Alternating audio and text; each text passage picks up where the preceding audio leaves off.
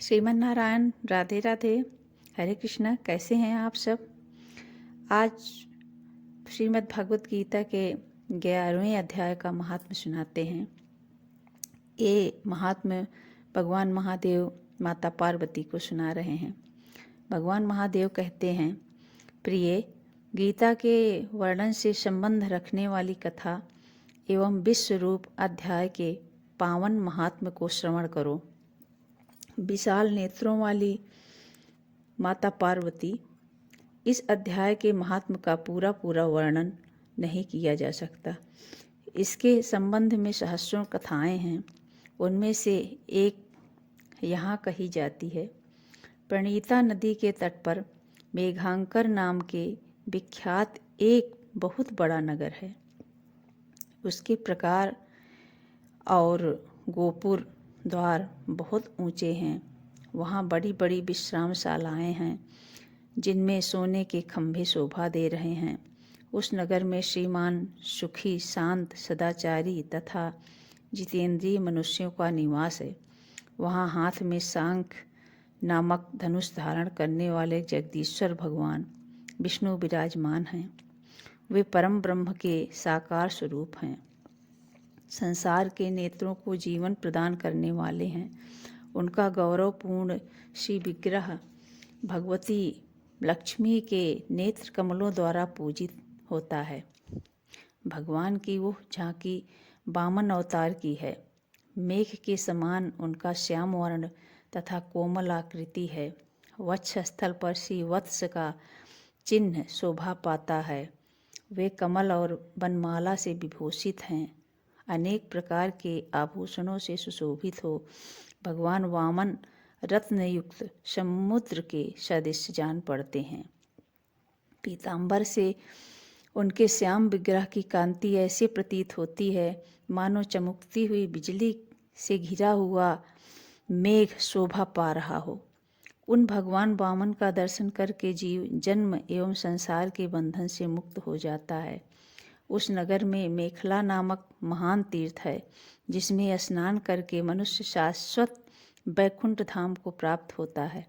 वहाँ जगत स्वामी करुणा सागर भगवान नृसिंह का दर्शन करने से मनुष्य 7 जन्मों के किए हुए घोर पाप से छुटकारा पा जाता है।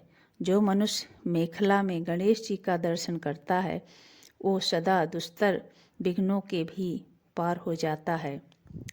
उसी में घांकर नगर में कोई श्रेष्ठ ब्राह्मण थे, जो ब्रह्मचर्य परायण, ममता और अहंकार से रहित, वेद शास्त्रों में प्रवीण, जितेंद्रिय तथा भगवान वासुदेव के शरणागत थे। उनका नाम सुनंद था। प्रिय, वे विश्वरूप दर्शन योग का पाठ किया करते थे। उस अध्ययन के प्रभाव से उन्हें ब्रह्म ज्ञान की प्राप्ति हो गई थी। परमानंद संदोह से पूर्ण उत्तम ज्ञानमयी समाधि के द्वारा इंद्रियों के अंतर्मुख हो जाने के कारण वे निश्चल स्थिति को प्राप्त हो गए थे और सदा जीवन मुक्त योगी की स्थिति में रहते थे। एक समय जब बृहस्पति सिंह राशि पर स्थित थे, महायोगी सुनंद ने गोदावरी तीर्थ की यात्रा आरंभ की। वे क्रमशः बिरज तीर्थ, तारा तीर्थ, कपिला संगम, अष्ट तीर्थ, कपिला द्वार, नृसिंहवन, अंबिकापुरी तथा करस्थानपुर आदि क्षेत्रों में स्नान और दर्शन करते हुए विवाह मंडप नामक नगर में आए। वहाँ उन्होंने प्रत्येक घर में जाकर अपने ठहरने के लिए स्थान मांगा, परंतु कहीं भी उन्हें स्थान नहीं मिला। अंत में गांव के मुखिया ने उन्हें एक बहुत बड़ी धर्मशाला दिखा दी।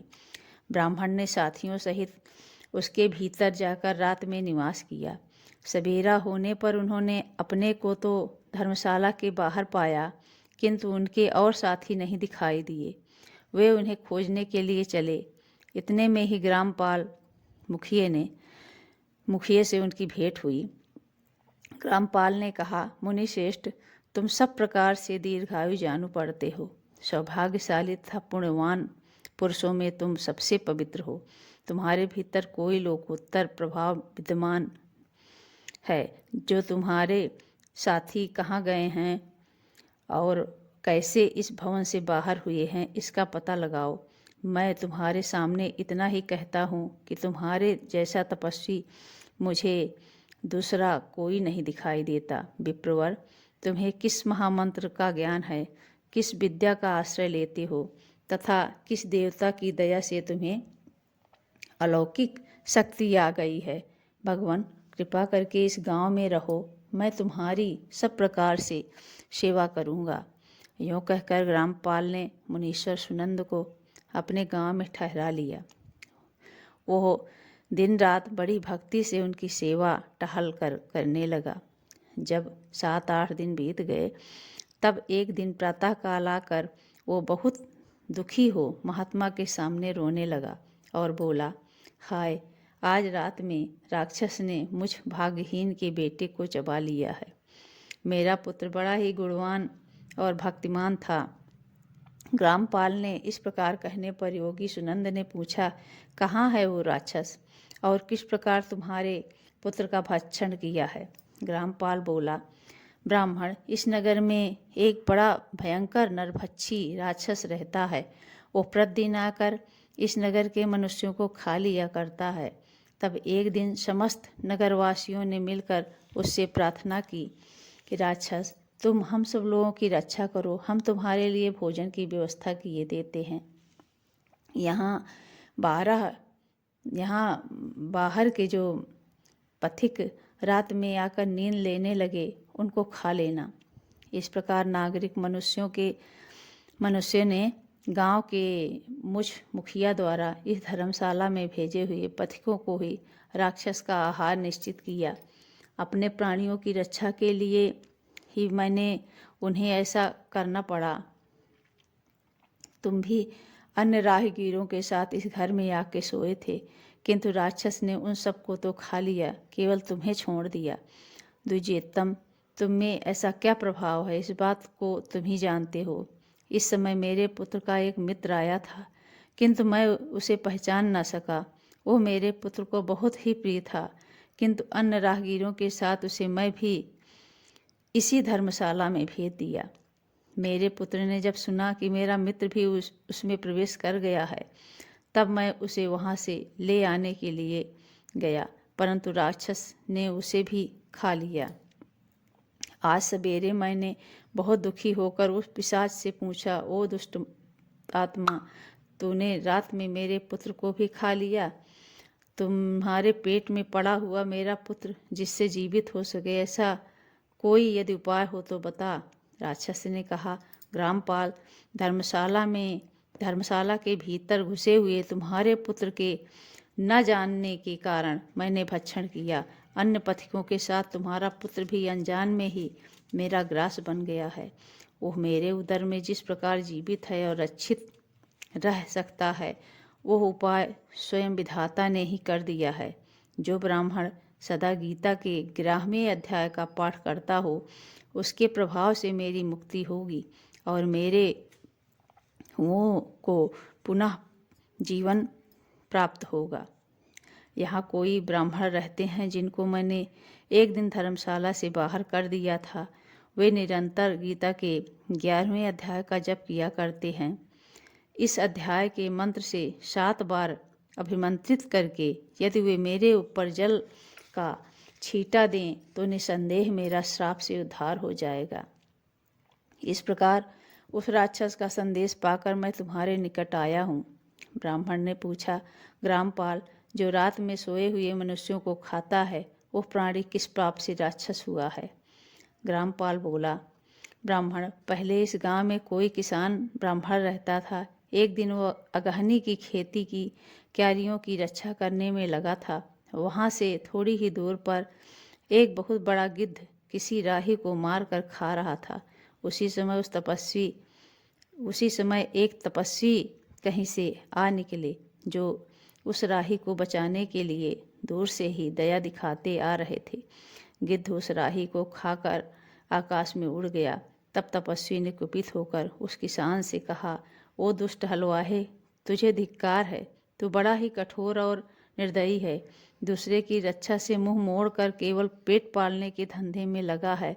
तेरा जीवन नष्ट प्राय है। अरे जो चोर, दाढ़ वाले जीव, सर्प, शत्रु, अग्नि, विष, जल, गीध, राक्षस, भूत तथा बेताल आदि के द्वारा घायल हुए मनुष्यों को शक्ति होते हुए भी उपेक्षा करता है, वो उनके बंध का फल पाता है। जो शक्तिशाली होकर भी चोर आदि के चंगुल में फंसे हुए ब्राह्मण को छुड़ाने की चेष्टा नहीं करता, वो घोर नरक में पड़ता है और पुनः भेड़िए की योनि में जन्म लेता है। जो वन में मारे जाते हैं तथा गिद्ध और व्याघ्र की दृष्टि में पड़े हुए जीव की रक्षा के लिए छोड़ो छोड़ो की पुकार करता है, वो परम गति को प्राप्त होता है। जो मनुष्य गौओं की रक्षा के लिए व्याघ्र, भील तथा दुष्ट राजाओं के हाथ में मारे जाते हैं, वे भगवान विष्णु के उस परम पद को पाते हैं जो योगियों के लिए भी दुर्लभ है। सहस्त्र अश्वमेघ और 100 वाजपेयी यज्ञ मिलाकर शरणागत रक्षा की 16वीं कला के बराबर भी नहीं हो सकते। दीन और भयभीत जीव की उपेक्षा करने से पुण्यवान पुरुष भी समय आने पर कुंभी पाक नामक नरक में पकाया जाता है। तो उन्हें दुष्ट गिद्ध के द्वारा खाए जाते हुए राही को देख कर उसे बचाने में समर्थ होते हुए भी जो उसकी रक्षा नहीं की, इससे तू निर्दयी जान पड़ता है, अतः तू राक्षस हो जा। हलवाहा बोला, महात्मन, मैं यहाँ उपस्थित अवश्य था, किंतु मेरे नेत्र बहुत देर से खेती की रक्षा में लगे थे, अतः पास होने पर भी गिद्ध के द्वारा मारे जाते हुए इस मनुष्य को मैं नहीं जान सका, अतः मुझ दीन पर आपको अनुग्रह करना चाहिए। तपस्वी ब्राह्मण ने कहा, जो प्रतिदिन गीता के 11वें अध्याय का जप करता है, उस मनुष्य के द्वारा अभिमंत्रित जल जब तुम्हारे मस्तक पर पड़ेगा, उस समय तुम्हें श्राप से छुटकारा मिल जाएगा। यह कहकर तपस्वी ब्राह्मण चले गए और वो हलवाहा राक्षस हो गया। अतः द्विजश्रेष्ठ, तुम चलो और 11वें अध्याय के से तीर्थ के जल को अभिमंत्रित करो, फिर अपने ही हाथ से उस राक्षस के मस्तक पर छिड़क दो। ग्रामपाल की सारी प्रार्थना सुनकर ब्राह्मण का हृदय करुणा से भर गया। वे बहुत अच्छा कहकर उसके साथ राक्षस के निकट गए। वे ब्राह्मण योगी थे। उन्होंने विश्वरूप दर्शन कर नामक 11वें अध्याय के जल अभिमंत्रित करके उस राक्षस के मस्तक पर डाला। गीता के 11वें अध्याय के प्रभाव से वो श्राप मुक्त हो गया। उसने राक्षस देह का परित्याग करके चतुर्भुज रूप धारण कर लिया तथा उसने निज सहस्रों पथिकों का भक्षण किया था। वे भी शंख, चक्र और गदा धारण किए हुए चतुर्भुज रूप हो गए। तत्पश्चात वे सभी विमान पर आरूढ़ हुए। इतने में ही ग्रामपाल ने राक्षस से कहा, निशाचर, मेरा पुत्र कौन है, उसे दिखाओ। उसके यो कहने पर दिव्य बुद्धि वाले राक्षस ने कहा, ये जो तमाल के समान श्याम 4 भुजाधारी माणिक्यमय मुकुट से सुशोभित तथा दिव्य माणिक्यों से बने हुए कुंडलों से आकृत है, हार पहनने के कारण जिसके कंधे मनोहर प्रतीत होते हैं, जो सोने के भुजबंधों से विभूषित कमल के समान नेत्र वाले, स्निग्ध रूप तथा हाथ में कमल लिए हुए और दिव्य विमान पर बैठकर देवत्व को प्राप्त हो चुके हैं, इन्हीं को तुम अपना पुत्र समझो। ये सुनकर ग्रामपाल ने उसी रूप में अपने पुत्र को देखा और उसे अपने घर ले जाना चाहा। यह देखकर उसका पुत्र हंस पड़ा और इस प्रकार कहने लगा। पुत्र बोला, ग्रामपाल, कई बार तुम भी मेरे पुत्र हो चुके हो। पहले मैं तुम्हारा पुत्र था, किंतु अब देवता हो गया हूँ। इन ब्राह्मण देवता के प्रसाद से वैकुंठ धाम को जाऊंगा। देखो, ये निशाचर भी चतुर्भुज रूप को प्राप्त हो गया है। 11वें अध्याय के महात्म्य से ये सब लोगों के साथ श्री विष्णु धाम को जा रहा है। अतः तुम भी इन ब्राह्मण देव के से गीता के 11वें अध्याय का अध्ययन करो और निरंतर इसका जप करते रहो। इससे निसंदेह तुम्हारी भी ऐसी ही उत्तम गति होगी। तात, मनुष्यों के लिए साधुओं पुरुषों का संग सर्वथा दुर्लभ है, वो भी इस समय तुम्हें प्राप्त है। अतः अपना अभीष्ट सिद्ध करो। धन, भोग, दान, यज्ञ, तपस्या और पूर्व कर्मों से क्या लाभ, क्या लेना। विश्व रूपाध्याय के पाठ से ही परम कल्याण की प्राप्ति होती है। पूर्णानंद संदोहा स्वरूप श्री कृष्ण नामक ब्रह्म के मुख से कुरुक्षेत्र में अपने मित्र अर्जुन के प्रति जो अमृतमय उपदेश निकला था, वही श्री विष्णु परम तात्विक रूप हैं। तुम उन्हीं का चिंतन करो। वह मोक्ष के लिए प्रसिद्ध रसायन हैं। संसार भय से डरे हुए मनुष्यों की आदि व्याधि का विनाशक तथा अनेक जन्म के दुखों का नाश करने वाला है। मैं उसके सिवा दूसरे किसी साधन को ऐसा नहीं देखता, अतः उसी का अभ्यास करो। श्री महादेव जी कहते हैं, यों कहकर वो सबके साथ श्री विष्णु के परम धाम को चला गया।